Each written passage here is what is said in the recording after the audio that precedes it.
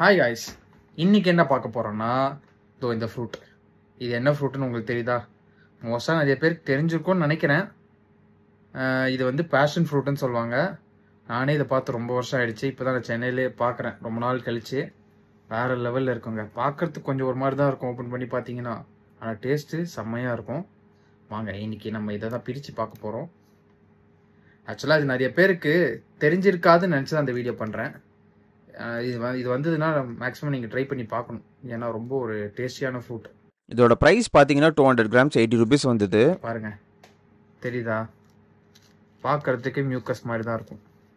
இது வந்து பார்த்தீங்கன்னா இதோட நேட்டிவ் வந்து பிரேசில் தான். ஆனால் நம்ம ஊரில் நிறையவே இப்போ கிடைக்குது.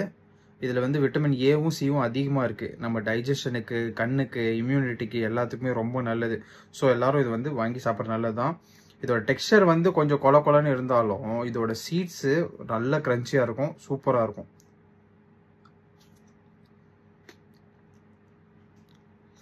உங்களுக்கு சவுண்ட் கேட்குதா தெரியல? கேட்குதா? ஆங்க,